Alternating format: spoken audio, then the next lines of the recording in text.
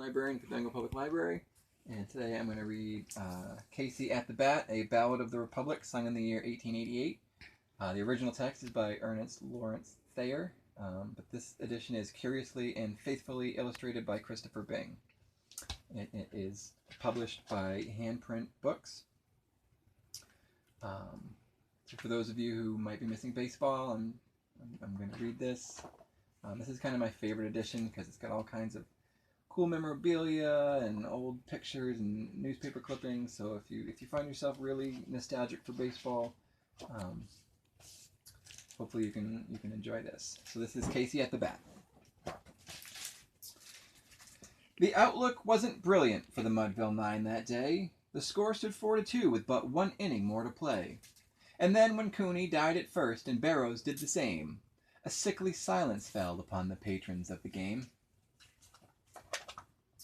A straggling few got up to go in deep despair. The rest clung to that hope which springs eternal in the human breast. They thought if only Casey could but get a whack at that, we'd put up even money now with Casey at the bat. But Flynn preceded Casey, as did also Jimmy Blake, and the former was a Lulu, and the latter was a cake. So upon that stricken multitude grim melancholy sat, for there seemed but little chance of Casey's getting to the bat. But Flynn let drive a single to the wonderment of all, and Blake, the much despised, tore the cover off the ball. And when the dust had lifted, and the men saw what had occurred, there was Jimmy safe at second, and Flynn a hugging third.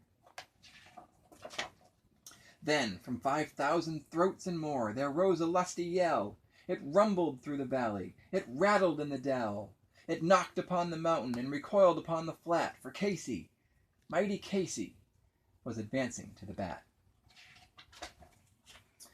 There was ease in Casey's manner as he stepped into his place. There was pride in Casey's bearing, and a smile on Casey's face. And when, responding to the cheers, he lightly doffed his hat, no stranger in the crowd could doubt 'twas Casey at the bat. 10,000 eyes were on him as he rubbed his hands with dirt.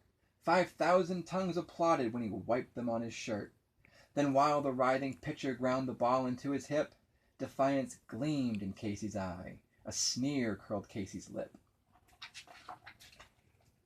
And now the leather-covered sphere came hurtling through the air, and Casey stood a-watching it in haughty grandeur there. Close by the sturdy batsman, the ball unheeded sped. "That ain't my style," said Casey. "Strike one," the umpire said. From the benches, black with people, there went up a muffled roar, like the beating of the storm waves on a stern and distant shore. "Kill him! Kill the umpire!" shouted someone on the stand, and it's likely they'd have killed him had not Casey raised his hand. With a smile of Christian charity, great Casey's visage shone. He stilled the rising tumult. He bade the game go on. He signaled to the pitcher, and once more the spheroid flew. But Casey still ignored it, and the umpire said, "Strike two!" "Fraud!" cried the maddened thousands, and echo answered fraud. But one scornful look from Casey, and the audience was awed. They saw his face grow stern and cold. They saw his muscles strain, and they knew that Casey wouldn't let that ball go by again. The sneer is gone from Casey's lip. His teeth are clenched in hate. He pounds with cruel violence his bat upon the plate. And now the pitcher holds the ball, and now he lets it go. And now the air is shattered by the force of Casey's blow. Oh, somewhere in this favored land the sun is shining bright. The band is playing somewhere, and somewhere hearts are light. And somewhere men are laughing, and somewhere children shout. But there is no joy in Mudville. Mighty Casey has struck out. The end.